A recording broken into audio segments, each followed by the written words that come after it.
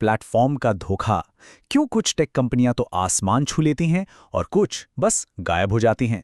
आज हम इसी धोखे से पर्दा उठाएंगे और ये समझने की कोशिश करेंगे कि एक कामयाब प्लेटफॉर्म बिजनेस की असली पहचान आखिर है क्या। याद है वो जमाना जब एयरपोर्ट लाउंज का मतलब होता था भीड़-भाड़ से दूर, एक शांत सुकून की जगह।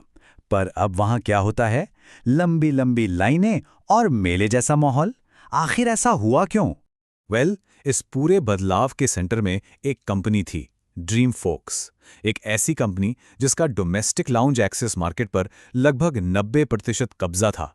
मतलब एक तरह से पूरी मोनोपोली। तो असली सवाल यही है, एक ऐसी कंपनी जिसका बाजार पर एक छत्र राज था, वो सिर्फ 9 महीनों में ताश के पत्तों की तरह ढह कैसे गई? चलिए इसी पहेली को सुलझाते हैं। इस कहानी को समझने के लिए हमें सबसे पहले टेक कंपनियों के कुछ फेवरेट शब्दों को समझना होगा।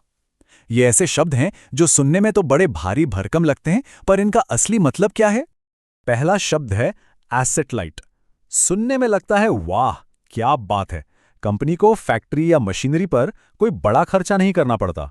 पर असलियत में ये खर्चे कहीं जाते नहीं हैं, बस अपना रूप बदल लेते हैं। और फिर आता है सबका फेवरेट बज़वर्ड, फ्लाईव्हील इफेक्ट। सोचिए, एक ऐसा पहिया जो एक बार घूमना शुरू हो तो हर चक्कर के साथ और तेज होता जाए। हर एक एक्शन अगले एक्शन को और ताकत देता है और बिजनेस रॉकेट की तरह आगे बढ़ता है। YouTube इसका सबसे क्लासिक एग्जाम्पल है। देखिए, ज्यादा लोग वीडियो देखने आते हैं तो ज्यादा क्रिएटर्स वीडियो बनाने लगते हैं। ज्यादा वीडियोस बनते हैं तो और ज्यादा लोग आते हैं। फिर एडवर्टाइजर्स आते हैं जिससे क्रिएटर्स को पैसा मिलता है, कंटेंट और अच्छा होता है और ये पहिया बस तेज और तेज घूमता रहता है।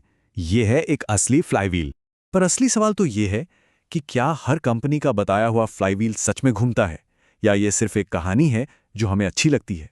ड्रीम फोक्स का फ्लाईव्हील वो असल में घूम ही नहीं रहा था। उसका रिमोट कंट्रोल बैंकों और लाउंज ऑपरेटर्स के हाथ में था।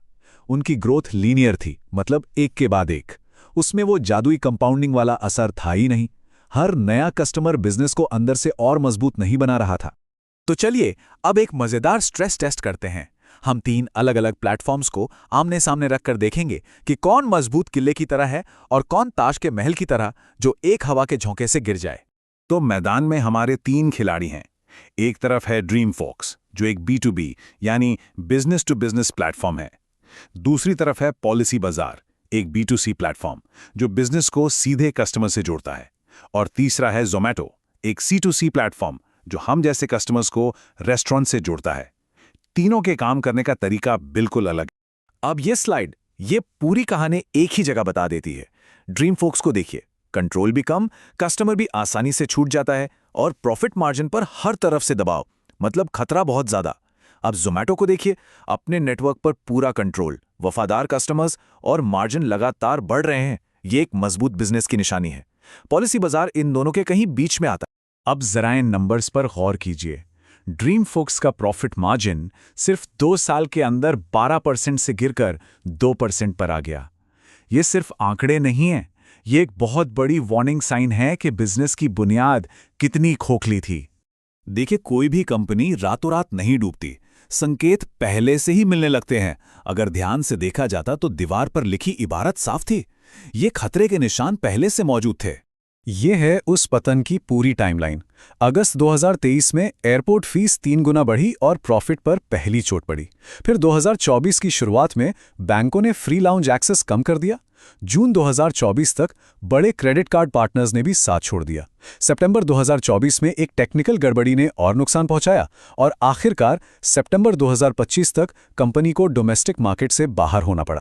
तो आखिर में सवाल घूम फिरकर वहीं आ जाता है कि ड्रीम फोक्स के पास ऐसा क्या था जो कोई और कॉपी नहीं कर सकता था। सच तो यह है कि कुछ खास नहीं, सिर्फ एक सॉफ्टवेयर। और ये कोई बड़ी बात नहीं थी।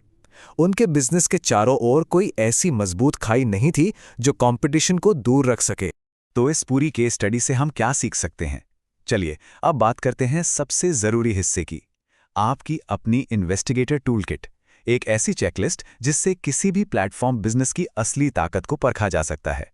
तो अगली बार जब भी कोई प्लेटफॉर्म कंपनी सामने आए तो ये कुछ सवाल जरूर पूछेगा। पहला, इन भारी भरकम शब्दों के पीछे की सच्चाई क्या है?